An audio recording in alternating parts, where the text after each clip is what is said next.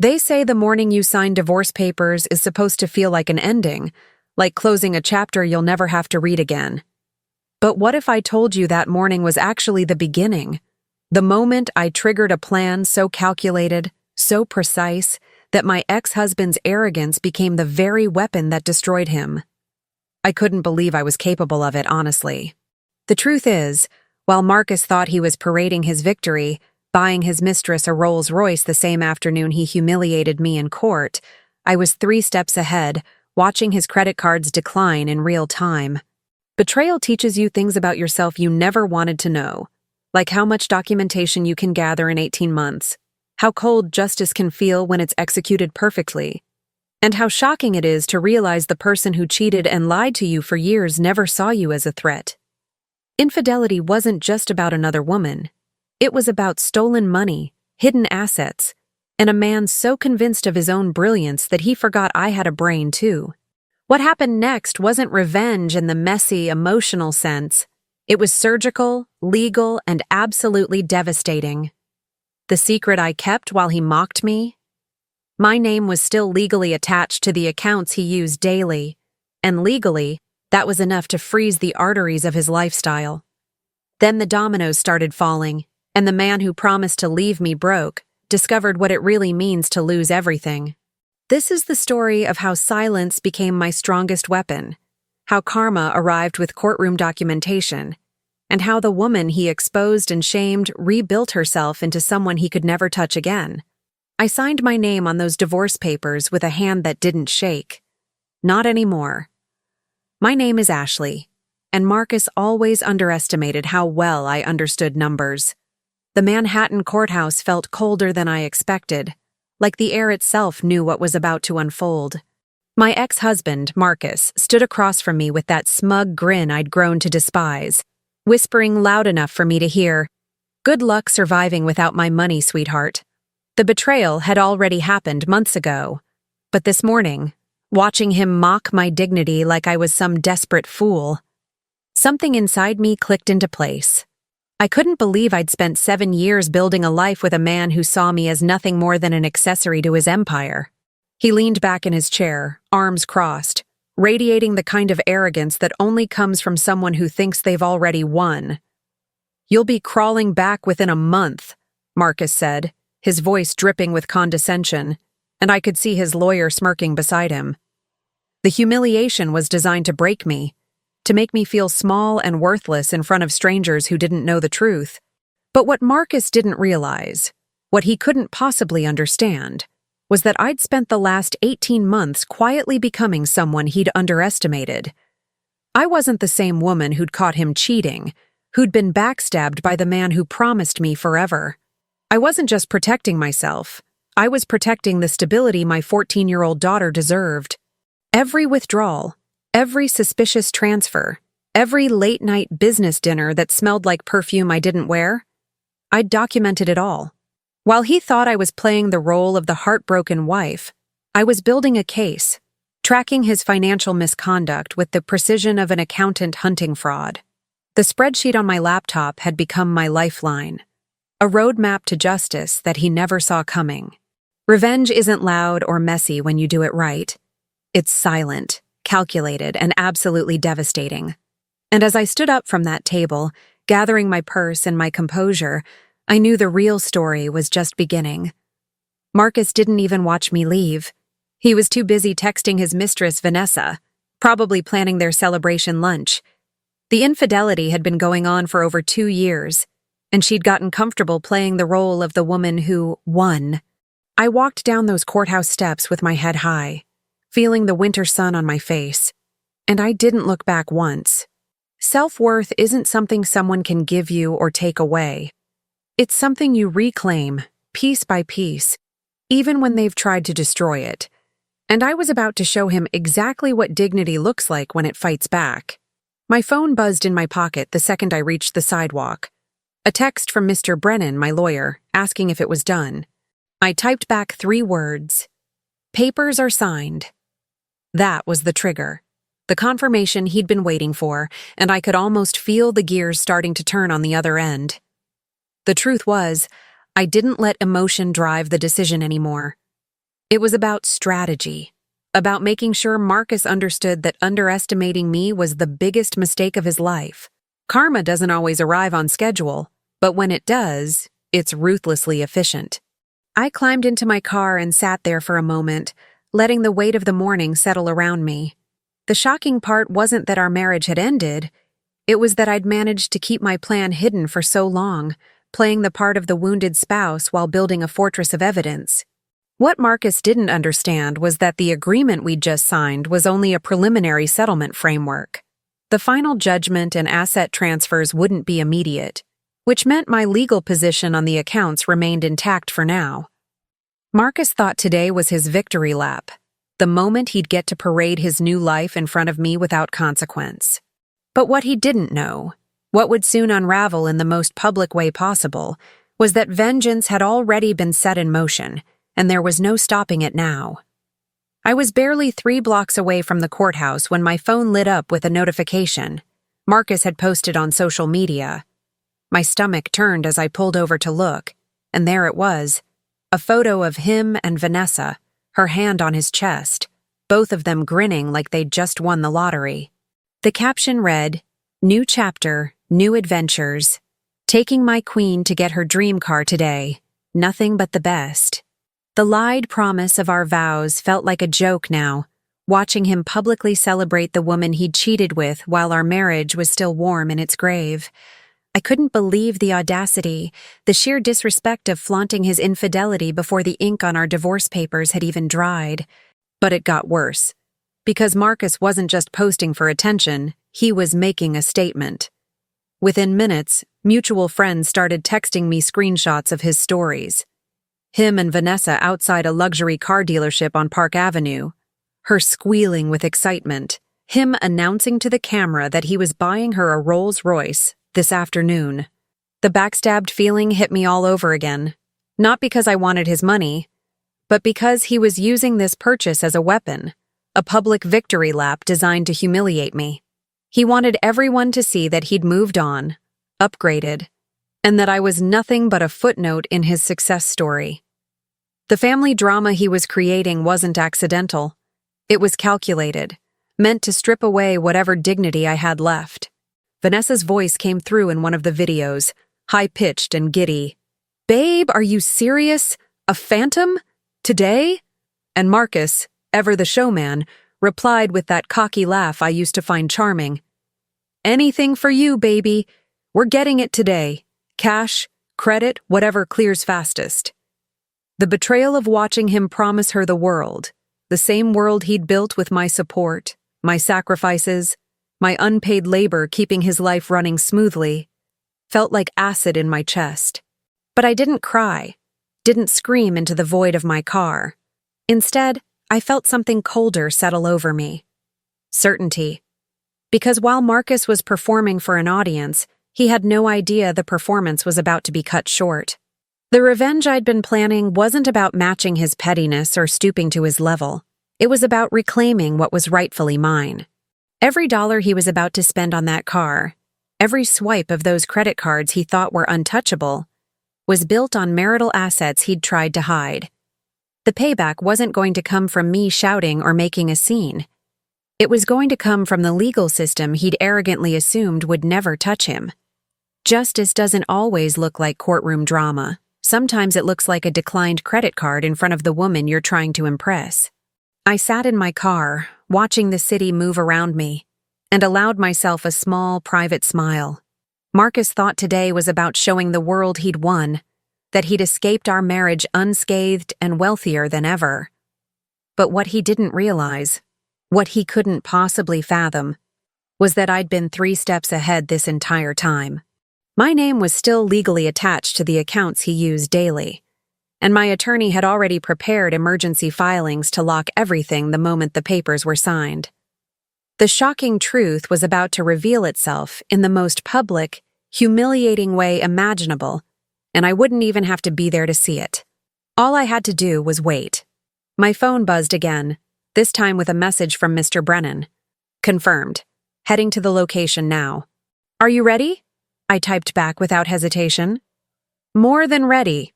The truth was setting itself in motion, And Marcus's million-dollar flex was about to become the most expensive mistake of his life.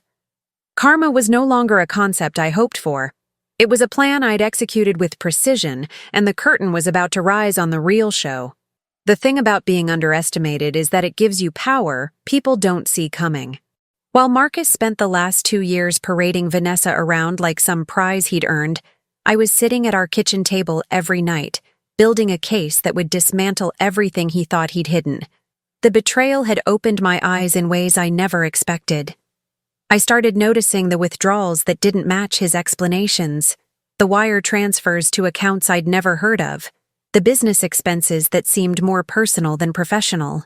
I couldn't believe how careless he'd been, how confident in his own brilliance that he never thought I'd actually pay attention. But I did, and I documented every single discrepancy with the precision of someone who knew justice was the only way forward. My spreadsheet became my sanctuary, a living record of his financial misconduct that grew longer with each passing month. Every receipt I found crumpled in his jacket pocket, every credit card statement that arrived in the mail, every late-night phone call where he mentioned numbers that didn't add up. I tracked it all. The infidelity wasn't just emotional, it was financial, a systematic draining of marital assets to fund his double life. I'd sit there in the quiet hours after he'd gone to bed, cross-referencing bank statements with his supposed business trips, watching the pattern emerge like a puzzle I was finally solving. Self-worth isn't just about knowing you deserve better. It's about proving it with evidence so solid no one can deny the truth. What Marcus saw as my silence, my passive acceptance of his behavior, was actually strategic observation. I played the role of the distracted wife, the woman too heartbroken to function, while I was secretly photographing documents, forwarding emails to a private account, and building a timeline that would hold up in any court. The shocking realization for me wasn't just that he'd cheated and lied, it was how systematically he'd tried to hide assets, moving money through shell companies and offshore accounts he thought I was too naive to understand. But I'd been a financial analyst before we got married, a detail he'd conveniently forgotten when he started treating me like I was intellectually inferior. Dignity means remembering who you are even when someone tries to make you forget. Mr. Brennan had been invaluable in this process, guiding me through the legal framework while I gathered the evidence. "You're building a fortress," he'd told me during one of our confidential meetings, and I'd felt a surge of pride I hadn't experienced in years. The family betrayal had cut deep. Marcus wasn't just my husband, he'd been my partner in building a life, and watching him systematically dismantle that trust was devastating. But revenge, when it's rooted in truth and executed through proper channels, isn't petty or vengeful. It's reclaiming what was stolen.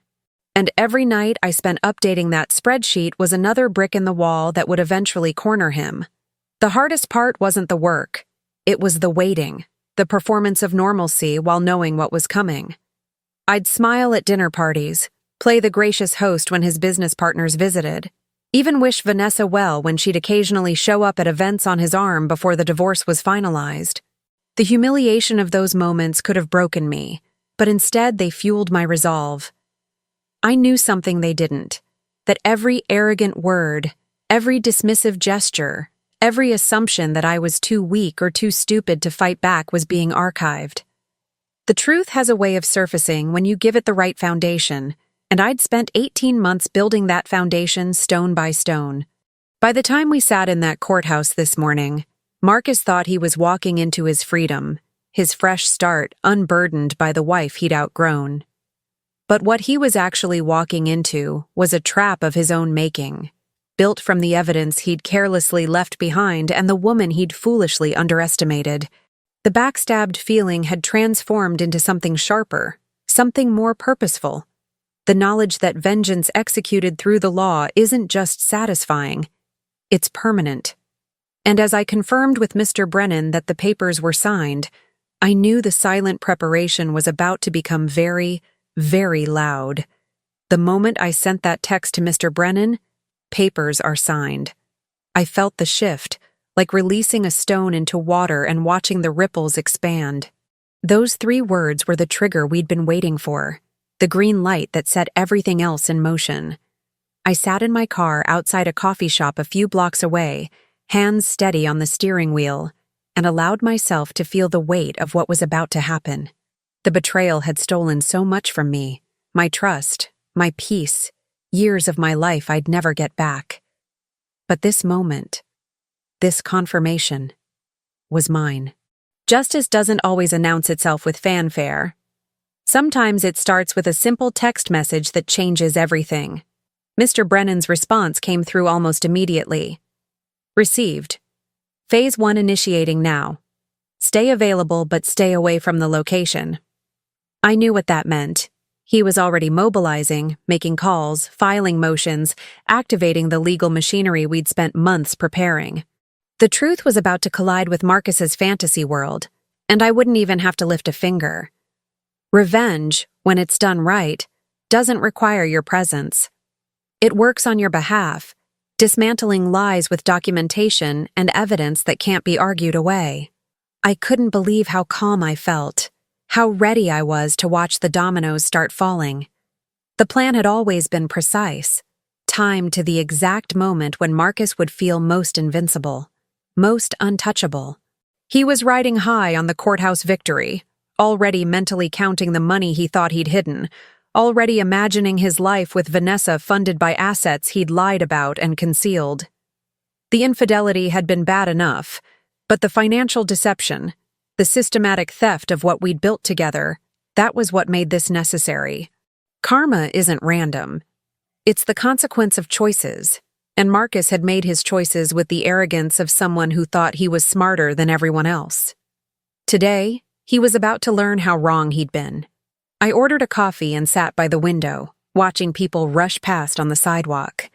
Everyone absorbed in their own dramas and victories and losses. My phone sat face up on the table, and I found myself checking it every few minutes, waiting for updates, waiting for confirmation that the machinery was working. The shocking thing about payback is how quiet it can be in the planning stages. Months of silence, of documentation, of strategic patience. And then suddenly it's real, it's happening, and there's no taking it back. Dignity means knowing when to speak and when to let your actions speak for you. And I'd been silent long enough. Another text from Mr. Brennan. Asset freeze requests filed, banking notifications in process, timeline on track. Each word felt like a small victory, a step closer to the moment when Marcus would realize the ground beneath him wasn't as solid as he thought. The family drama he'd created, the public humiliation he'd subjected me to, the way he'd backstabbed the woman who'd supported his climb, all of it was about to come full circle. But I wasn't doing this out of spite or bitterness. I was doing this because reclaiming your life sometimes means showing someone exactly what they threw away.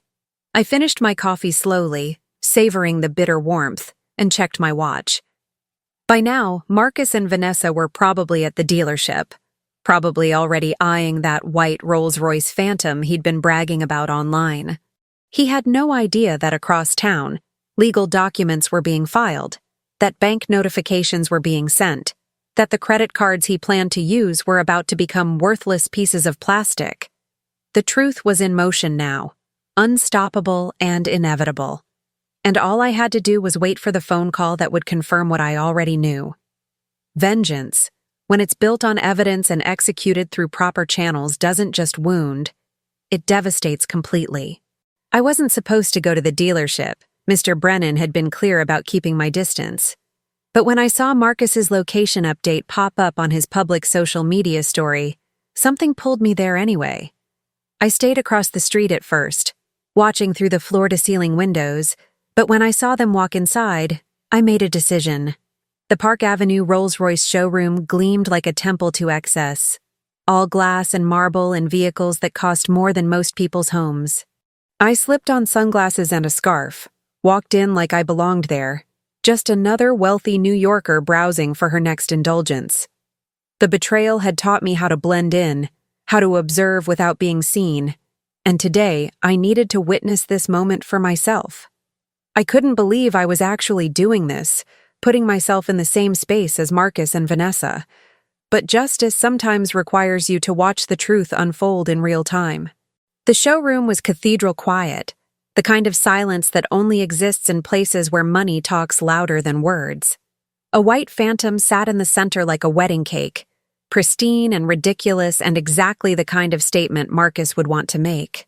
I positioned myself near a display of leather samples, pretending to examine stitching patterns while keeping the entrance in my peripheral vision.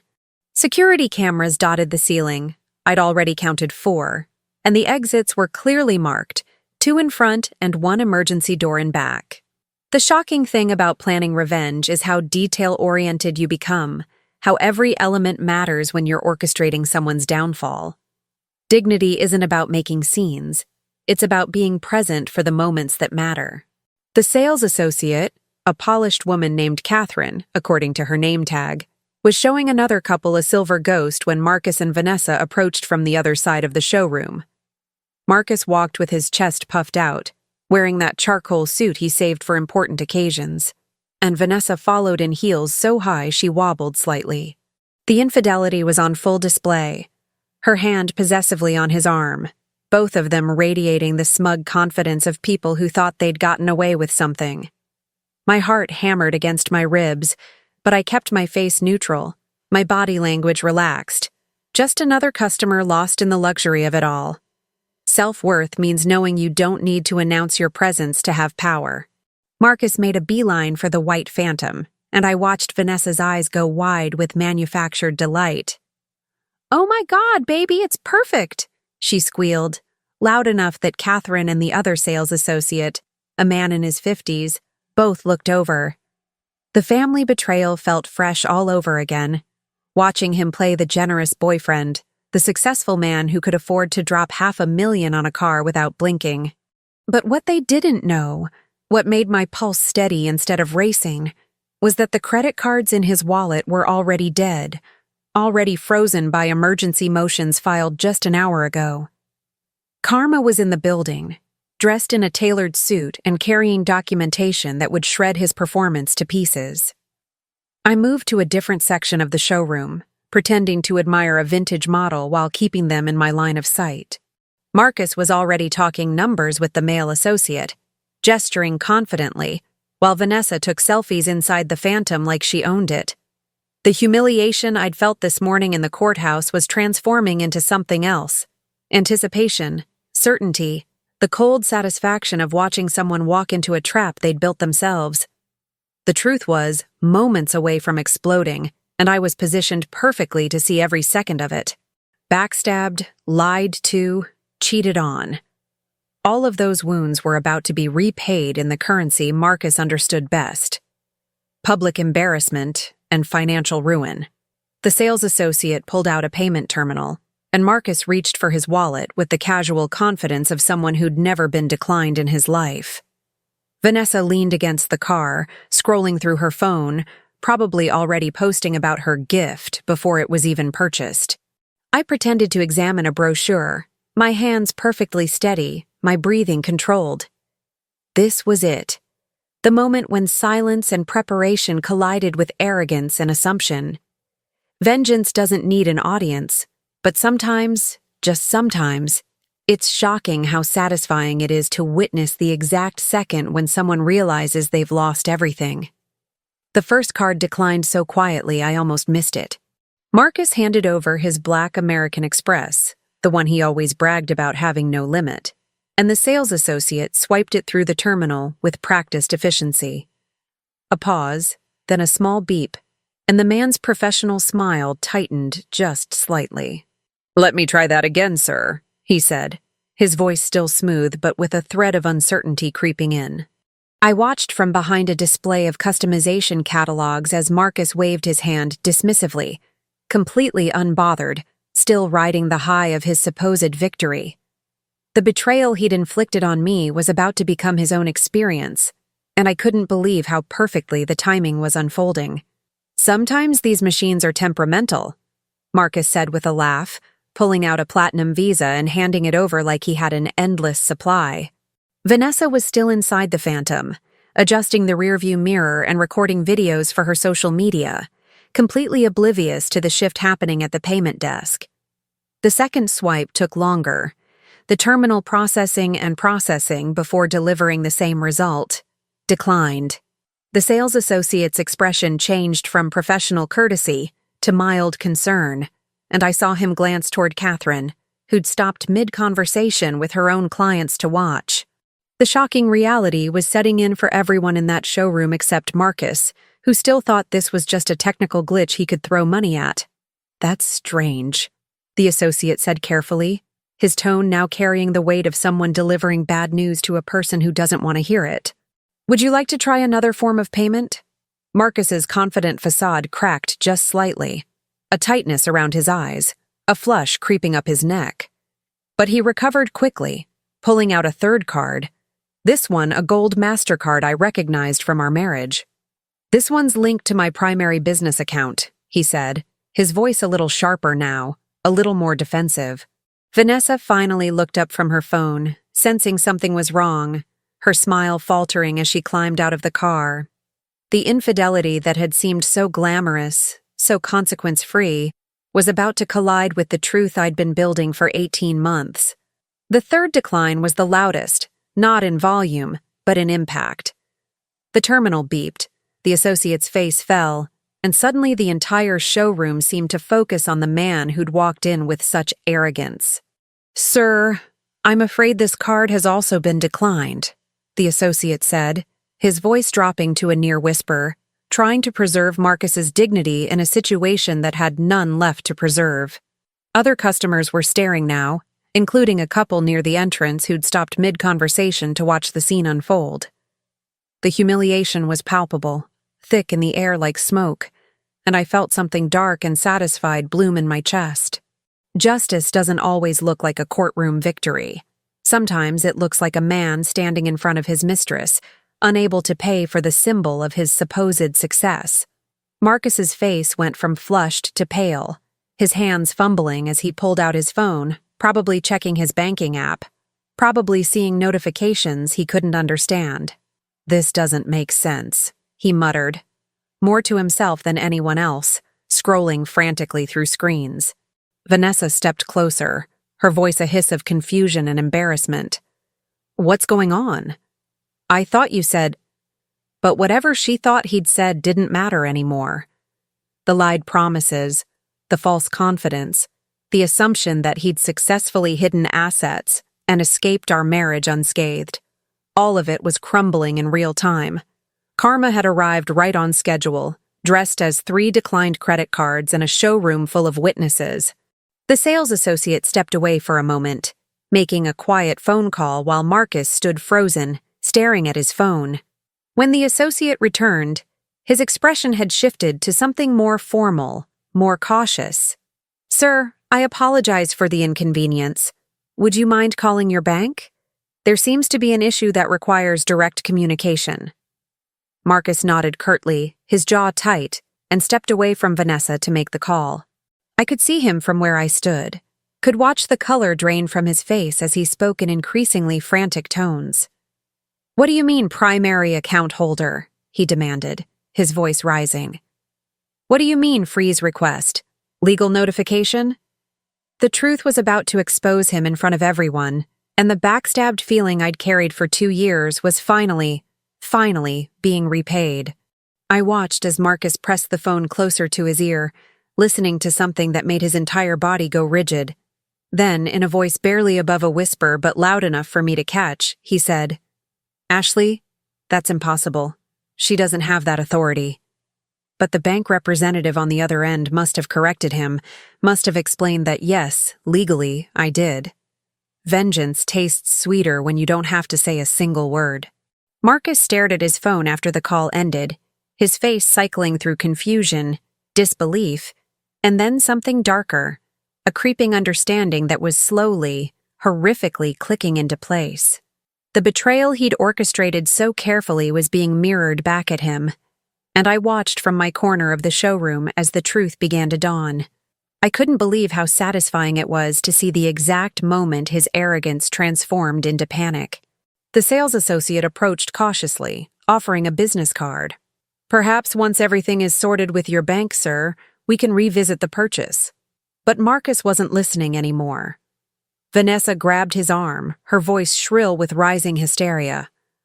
"What is going on? You said you had everything handled. You said we could buy whatever we wanted today." The other customers in the showroom weren't even pretending not to stare anymore. This was better than any reality show, watching a man's public flex turn into a public meltdown. Catherine had diplomatically stepped away, giving them space while clearly keeping an eye on the situation, probably wondering if she needed to call security.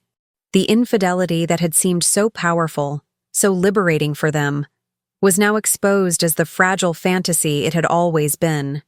Self-worth means watching someone reap exactly what they've sown and feeling no guilt about it. Marcus pulled away from Vanessa, his movements jerky and uncoordinated. "We need to leave. Now," he said, his voice strained. The shocking reality was that my name had been on those accounts all along, not just as an authorized user, but as co-owner, a detail he'd forgotten in his rush to restructure his finances around Vanessa. And with the emergency motions Mr. Brennan had filed, those joint accounts were now frozen pending investigation. Justice has a funny way of hiding in paperwork people don't bother to read carefully. The lied narrative he'd built, that he was the sole architect of his wealth, that I'd contributed nothing, that I deserved nothing, was collapsing under the weight of legal documentation he'd never bothered to review. The dignity I'd lost this morning in the courthouse, the way he'd mocked me and predicted my failure, suddenly felt restored in ways I hadn't expected. He'd underestimated me so completely, had been so certain I was too heartbroken or too stupid to fight back, that he'd never considered I might have legal leverage he'd overlooked. The family drama he'd created was backfiring spectacularly, and Vanessa was starting to understand that the man she'd backstabbed me for wasn't quite the infallible success story she'd been sold. "Let's just go," she hissed, tugging at his sleeve, her earlier excitement replaced with visible discomfort. But Marcus couldn't move, couldn't process what was happening fast enough to formulate a response. I stayed perfectly still, watching the scene unfold like a spectator at a play I'd written but never expected to see performed so flawlessly. The truth had just detonated in the middle of that pristine showroom, and the debris was still settling. Marcus finally looked up, his eyes scanning the room as if searching for an explanation, for someone to blame. And for one terrifying second, I thought he might see me. But his gaze passed right over, too consumed with his own unraveling to notice the woman he'd dismissed standing 20 feet away. Karma doesn't announce itself.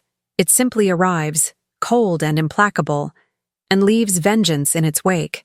And this, I realized with crystalline clarity, was only the beginning. Phase 1 was lifestyle interruption. Phase 2 was recovery. Properties, shells, offshore trails. Payback had just entered Phase 1, and the real humiliation was still to come. I slipped out of the showroom while Marcus was still standing frozen, Vanessa pulling at his arm with increasing desperation. The cold January air hit my face as I stepped onto Park Avenue, and I let myself breathe fully for the first time in hours. My phone buzzed almost immediately. A text from Mr. Brennan with just 3 words. Phase 1 complete. The betrayal that had shattered my life was being answered with surgical precision, and this public humiliation at the dealership was only the opening salvo. I couldn't believe how perfectly everything had executed. But the truth was, we'd planned for every contingency, anticipated every move Marcus might make. Justice isn't luck. It's preparation meeting opportunity. I walked to a nearby cafe and ordered tea, settling into a corner booth where I could finally let my hands shake, let the adrenaline work its way through my system. Phase 1 had been about exposure, about stripping away Marcus's false confidence in the most public way possible. The shocking moment when those cards declined, when he realized someone had legal authority over his finances, that was designed to destabilize him, to make him understand he wasn't as untouchable as he thought. But revenge, when it's properly structured, doesn't peak early. It builds, escalates, compounds, until the target is completely overwhelmed. And we were just getting started. Mr. Brennan called within minutes, his voice calm and professional, but carrying an undercurrent of satisfaction. The freeze is active across all 3 primary accounts and the 2 business lines of credit. He's going to start getting notifications from multiple institutions over the next hour. I listened, sipping my tea, as he outlined what came next. Emergency motions already filed, asset discovery demands scheduled, forensic accountants on standby to trace the money he'd tried to hide. The infidelity had been painful, but the financial fraud, the systematic theft of marital assets, that was what gave us leverage. Karma works best when it's backed by ironclad documentation and attorneys who know exactly which legal pressure points to hit. "What's phase 2?"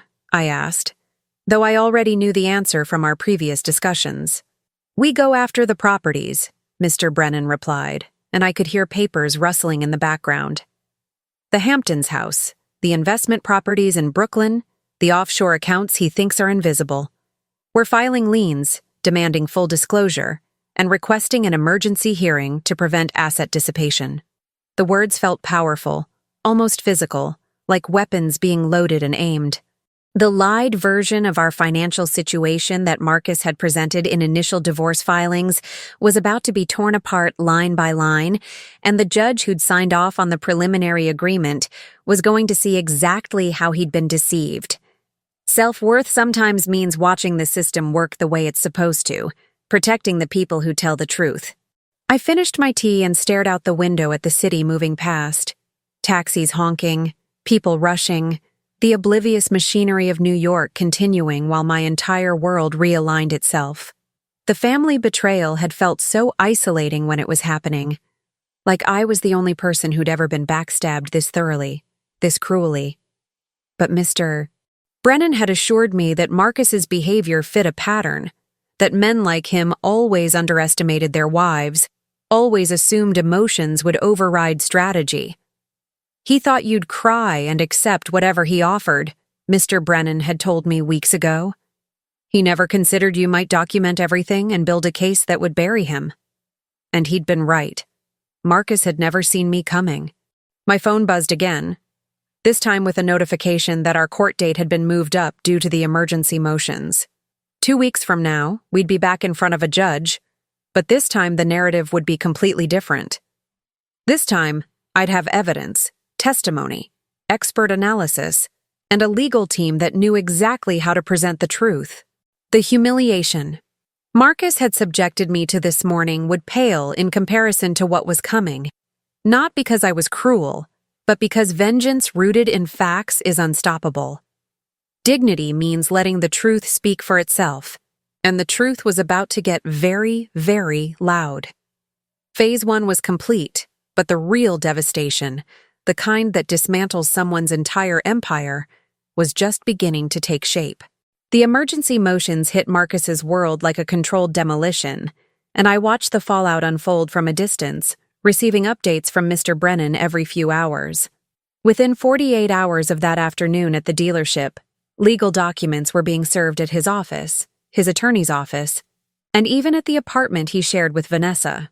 The betrayal he'd inflicted was being answered with overwhelming legal force, and there was something deeply satisfying about knowing he couldn't charm or negotiate his way out of documentation. Justice, when properly executed, doesn't care about charisma or connections. It cares about evidence, and we had mountains of it. I couldn't believe how quickly the system moved once you presented irrefutable proof of financial misconduct. Mr. Brennan filed motions to freeze not just the obvious accounts, but every property Marcus had purchased in the last 5 years, every investment vehicle he'd created, every offshore structure he thought was hidden. "We're casting a wide net," Mr. Brennan explained during one of our strategy sessions, spreading documents across his desk. "Real estate in the Hamptons, a condo in Miami, investment partnerships in Delaware, and what appears to be a shell company in the Cayman Islands." Each revelation was another piece of the puzzle, another example of how systematically Marcus had lied about our financial situation during the marriage.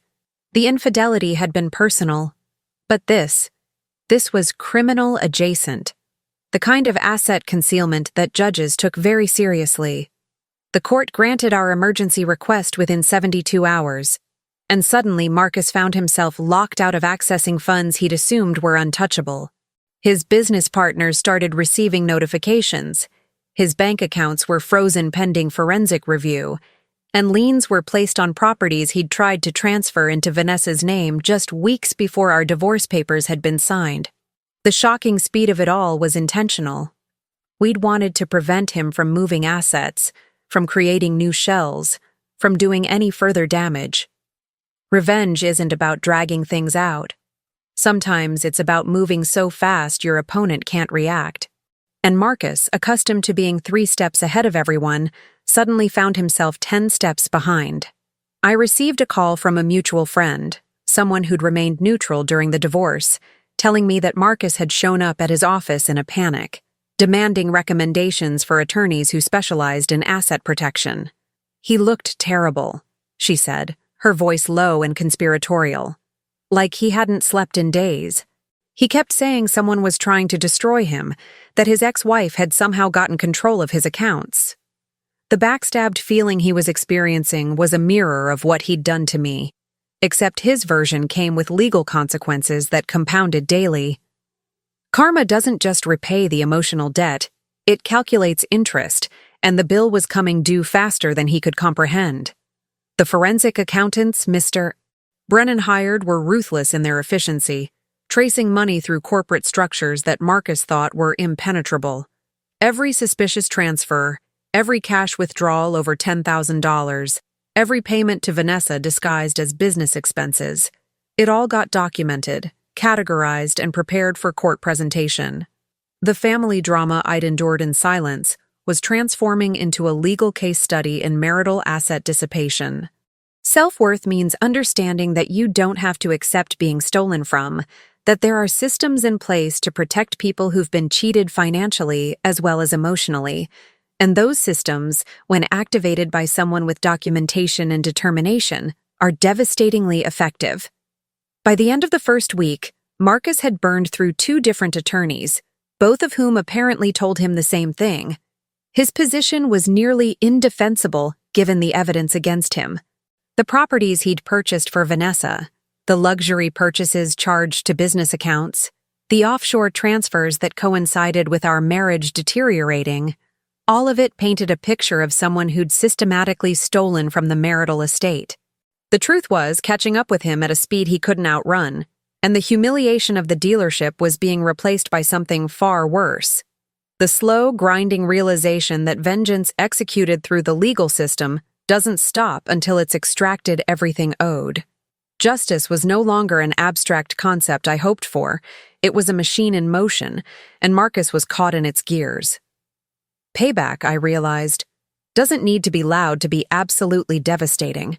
Dignity means watching someone face the consequences of their actions and knowing you did everything by the book. The asset freeze didn't just affect Marcus personally. It sent shockwaves through his entire business empire in ways I hadn't fully anticipated. Within a week of that afternoon, investors who'd trusted him with development projects started making calls, asking questions about the legal troubles that were suddenly public record. The betrayal he'd committed in our marriage was now attached to his professional reputation, and in the world of high-stakes real estate, perception is everything. I couldn't believe how quickly people distanced themselves once there was even a hint of financial impropriety. Justice has a way of exposing not just the guilty party, but the fragile foundations their entire life was built upon. Mr. Brennan forwarded me a news alert, a small item in a commercial real estate newsletter mentioning that Marcus's flagship development project had lost 2 major backers.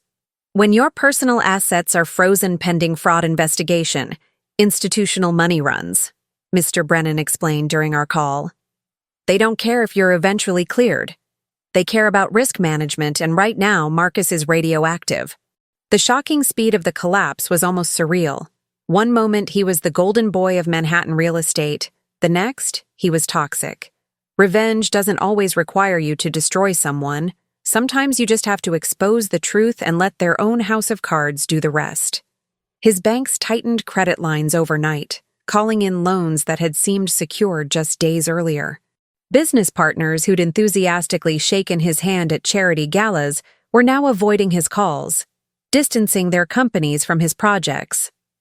The family drama that had seemed so contained, so private, was now affecting dozens of people: employees, contractors, investors, all caught in the domino effect of one man's financial misconduct.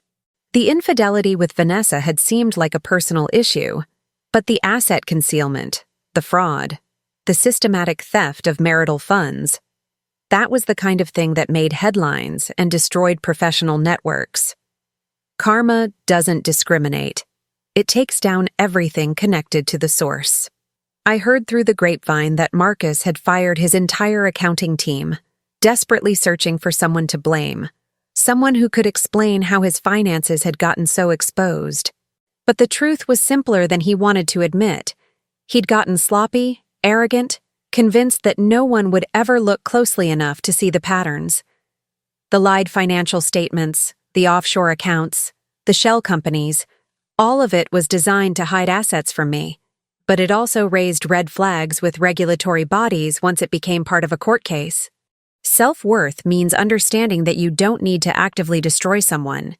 Sometimes you just need to turn on the lights and let the cockroaches scatter on their own.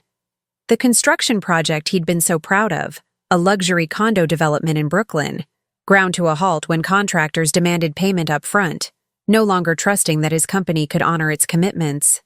Employees started updating their LinkedIn profiles, quietly interviewing elsewhere, sensing that the ship was sinking. The backstabbed feeling I'd carried for so long was being replaced by something colder, more analytical. The understanding that Marcus hadn't just betrayed me, he'd built his entire empire on deception, and deception only works until someone demands documentation. Justice was systematic, thorough, and utterly without mercy once it got momentum. Audits were being launched not just by my legal team, but by the IRS, triggered by discrepancies that emerged during the asset discovery process. Marcus went from untouchable to investigated in less than 2 weeks, and every day brought new complications, new demands for documentation, new revelations about just how deep his financial misconduct ran. The humiliation of the dealership had been immediate and visceral, but this was prolonged, crushing, the kind of payback that compounds with interest. Vengeance doesn't always look like a single devastating blow. Sometimes it looks like 1,000 small cuts that bleed someone's empire dry. And I was watching it happen in real time, knowing that every consequence he faced was one he'd earned through his own choices. Dignity, I learned, sometimes means simply stepping back and letting the truth do its work. The final hearing arrived on a gray February morning, and I walked into that Manhattan courthouse feeling completely different from the woman who'd signed preliminary divorce papers 3 weeks earlier. This time, I wasn't alone. Mr. Brennan was beside me, carrying 2 briefcases full of documentation, and behind us was our forensic accountant, a woman named Dr. Wei, Patricia Chen, who'd spent weeks tracing every dollar Marcus had tried to hide. The betrayal that had once felt so personal, so isolating, was now backed by expert testimony and irrefutable evidence. I couldn't believe we'd reached this moment, but justice has a way of arriving exactly when you've done the work to summon it properly. Marcus sat across the aisle with his third attorney, an expensive lawyer named Harrison, who specialized in crisis management and damage control. He looked diminished somehow, smaller than I remembered, his suit hanging a little looser, dark circles under his eyes speaking to sleepless nights. Vanessa wasn't there. I'd heard she'd moved back to her parents' house in Connecticut, the glamorous life she'd envisioned evaporating the moment the credit cards stopped working. The infidelity that had seemed so powerful, so threatening to my sense of self, now looked pathetic in the harsh fluorescent lights of a courtroom. Revenge doesn't need theatrics when you have facts, and we had boxes of them. Judge Martinez entered, a no-nonsense woman in her 60s who'd built a reputation for cutting through manipulation and focusing on evidence. Mr. Brennan stood and began his presentation with devastating precision, walking the judge through the timeline of financial misconduct. Your Honor, what we have here is not a simple case of marital asset division, but systematic fraud. he said, his voice calm and authoritative. Screen by screen, document by document, he showed the offshore transfers, the shell companies, the properties purchased in Vanessa's name using marital funds. The shocking thing wasn't just what Marcus had done. It was how blatant it had been once someone actually looked.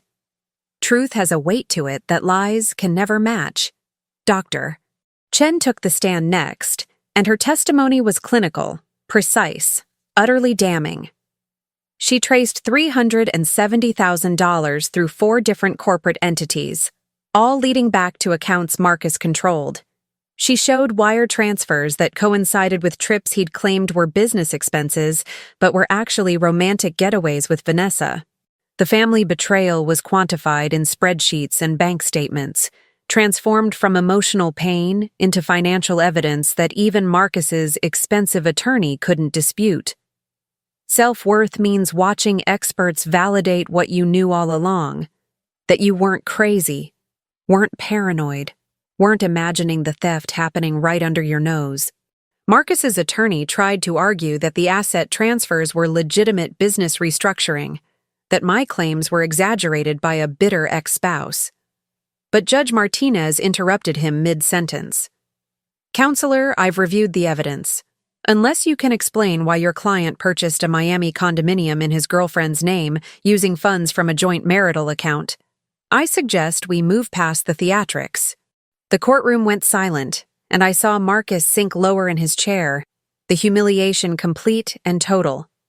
The lied narrative he'd tried to sell, that he was the victim, that I was vindictive, crumbled under judicial scrutiny. Karma doesn't need your help when you've built a paper trail this comprehensive. Judge Martinez delivered her ruling without hesitation. The asset freeze would remain in place. All fraudulently transferred properties would be subject to recovery proceedings, and Marcus would be required to provide complete financial disclosure, going back 7 years. She ordered him to pay my legal fees, Dr. Chen's fees, and issued a warning that any further attempts to hide or transfer assets would result in contempt charges. The backstabbed feeling I'd carried like a weight on my chest finally lifted as I heard those words. Justice had spoken, clear and unambiguous, and the truth, my truth, had been validated by the very system Marcus thought would protect him. Vengeance executed through proper legal channels doesn't just win, it establishes precedent, creates records, ensures that the person who wronged you can never pretend it didn't happen. As we left the courtroom, Mr. Brennan leaned over and whispered, "That's how you reclaim your dignity." And he was absolutely right. Payback, when it's righteous and documented, doesn't just feel good. It fundamentally alters the balance of power. And for the first time in years, I felt truly free. The weeks following the hearing were a masterclass in consequences, and I watched from a careful distance as Marcus's life continued its spectacular collapse. His flagship development project officially dissolved, with investors filing their own lawsuits to recover funds they claimed had been mismanaged. The betrayal he'd committed against me had inadvertently exposed questionable practices throughout his entire business operation, and now everyone who trusted him was scrambling to protect themselves. I couldn't believe how thoroughly one man's arrogance could unravel not just his own life, but the lives of everyone connected to him. Justice doesn't always stop at the guilty party. It radiates outward, touching everyone who benefited from or enabled the original crime. Marcus's reputation in Manhattan real estate circles became toxic almost overnight. Articles appeared in industry publications detailing the court findings, and LinkedIn was suddenly full of former employees distancing themselves from his companies. The shocking speed of his fall was almost uncomfortable to watch, even knowing everything he'd done. Revenge, when it's this complete, this total, sometimes makes you question your own role in someone's destruction. Until you remember the spreadsheets, the lies, the years of systematic theft. Self-worth means holding firm to the truth, even when the consequences look brutal from the outside. He'd made his choices. These were just the natural results playing out. Vanessa became collateral damage in ways I hadn't anticipated but probably should have. The gifts Marcus had showered her with, jewelry, designer clothes, even a car, were all subject to recovery proceedings since they'd been purchased with fraudulently concealed marital assets. I heard through mutual acquaintances that she'd been forced to return a Cartier bracelet and a Birkin bag, items that had probably represented her victory over me. The infidelity that had seemed so glamorous, so empowering for her, had turned into a legal nightmare. Karma has a way of teaching hard lessons to everyone involved, not just the primary architect of the betrayal. She tried reaching out to me once, a rambling email full of apologies and excuses, claiming she didn't know about the financial fraud, that Marcus had lied to her too. The humiliation in her words was palpable, and part of me, a small, tired part, almost felt sorry for her. But then I remembered the social media posts, the public flaunting, the deliberate cruelty of parading their relationship while I was still processing the end of my marriage. The family drama she'd willingly participated in had consequences, and being collateral didn't erase her choices. Dignity means not engaging with people who only apologize when they're facing consequences. So I never responded. Some lessons people have to learn on their own. Marcus himself descended into what I can only describe as a professional exile. His attorney called Mr. Brennan multiple times requesting settlement discussions, but each time the demands were the same: full financial disclosure, return of all fraudulently transferred assets, and compliance with the court's orders. There was no negotiating. No finding middle ground when someone had systematically lied and stolen for years. The backstabbed trust couldn't be rebuilt with apologies or partial restitution. It required complete accountability. Justice isn't about mercy for people who only regret getting caught. It's about ensuring they can't do the same thing to someone else. I heard from a former colleague of his that Marcus had moved to a modest apartment in Queens, his penthouse and Hampton's house both seized pending asset resolution. The man who'd mocked me in the courthouse, who'd promised Vanessa a Rolls-Royce, was now living a life more modest than the one I'd rebuilt for myself. The truth had leveled the playing field in ways that felt almost biblical in their symmetry. Vengeance, when it's rooted in documentation and executed through proper channels, doesn't just punish. It redistributes, rebalances, restores what was taken. And while I took no joy in his suffering, I took profound satisfaction in knowing that payback, when it's righteous and thorough, creates a kind of cosmic equilibrium. The shocking thing about watching someone fall from such heights is realizing that they built their empire on sand all along, and when the tide of truth comes in, sand washes away, leaving nothing but the stark foundation of their choices. I didn't throw a party when the final settlement came through, didn't post celebratory photos on social media, didn't do any of the things Marcus would have done if our positions were reversed. Instead, I sat in my new apartment, a modest one-bedroom in the West Village with morning light that made everything feel possible, and simply breathed. The betrayal had tried to define me, tried to reduce me to nothing more than a woman scorned, but here I was, financially stable, legally vindicated, and finally at peace. I couldn't believe how quiet victory could be, how it didn't need witnesses or applause to feel real. Justice had been served, and that was enough. Rebuilding my life became a deliberate, almost meditative process. I'd taken a position at a boutique financial consulting firm, using the skills I'd sharpened during 18 months of tracking Marcus's fraud. My colleagues had no idea about the family drama I'd survived. To them, I was just Ashley, competent and focused, someone who understood numbers and patterns with unusual precision. The infidelity and legal battles felt like they belonged to a different person, a different lifetime. Self-worth, I'd learned, isn't about public vindication or making sure everyone knows your story. It's about private rebuilding, about proving to yourself that you're more than what someone tried to reduce you to. Dignity grows in silence, in the small daily choices to keep moving forward. My relationship with my daughter improved dramatically once the chaos settled. She was 14 now, old enough to understand some of what had happened, but young enough to still need stability more than explanations. We started having dinner together every night, talking about school and friends and future plans, and I realized how much of myself I'd lost during the marriage.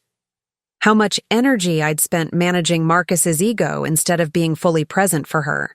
The shocking truth was that the divorce, painful as it had been, had given us both freedom from a household built on lies. Revenge had never been about hurting Marcus. It had been about reclaiming the life he'd stolen from us. I deleted my social media accounts entirely, choosing to live a life that didn't require external validation or documentation. The humiliation of watching Marcus parade Vanessa online had taught me something valuable. Real happiness doesn't need an audience.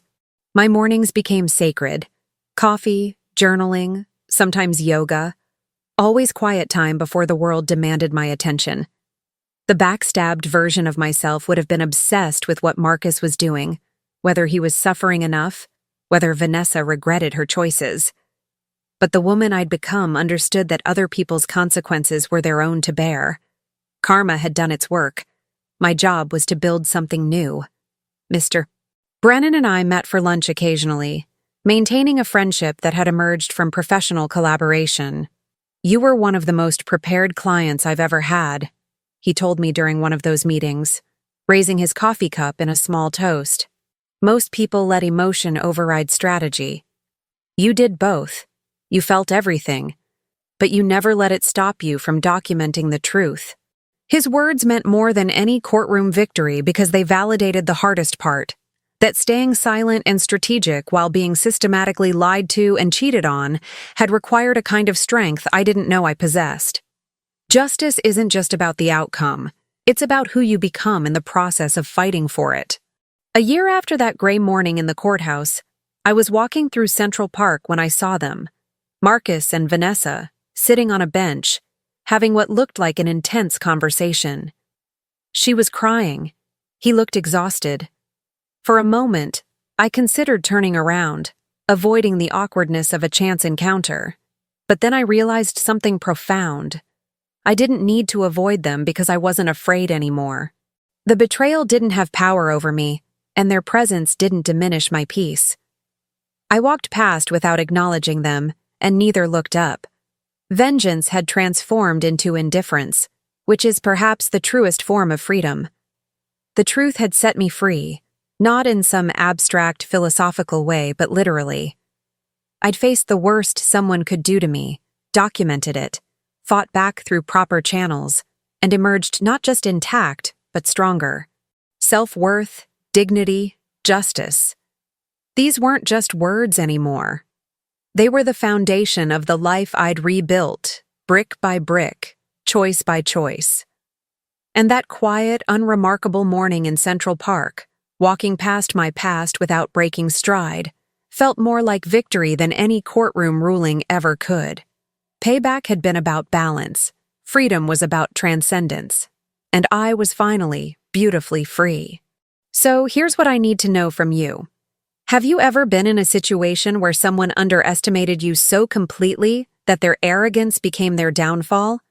Have you experienced that moment when betrayal forces you to become stronger, smarter, more strategic than you ever thought possible? I want to hear your story. Drop it in the comments below because I know I'm not the only one who's had to document, plan, and execute justice when the system and the people around me failed to protect. What was mine? What would you have done differently in my situation? Would you have confronted Marcus publicly, or would you have played it quiet and strategic like I did? And here's the real question. Do you believe in karma? Or do you think revenge is something you have to create yourself with evidence and preparation? Tell me about the moment you realized someone who cheated you, lied to you, or backstabbed you was finally facing consequences. How did it feel? Did you find peace, or are you still fighting for your dignity and self-worth? Your story matters, and this community needs to hear it because we're all navigating family drama, betrayal, and the complicated journey of reclaiming our lives from people who tried to destroy them. Drop your thoughts, your experiences, your questions below. Let's keep this conversation going. And if this story resonated with you, if it made you think differently about justice, strategy, and the power of documentation, do me a favor, subscribe to this channel and hit that notification bell. I share insights like this regularly. Stories about payback, truth, vengeance executed through proper channels, and the messy, beautiful process of rebuilding after infidelity and betrayal. These aren't just stories. They're lessons in how to protect yourself, how to fight back intelligently, and how to emerge from the shocking devastation of family betrayal stronger than you were before. Don't miss the next one. Subscribe now, and let's continue exposing the truth together.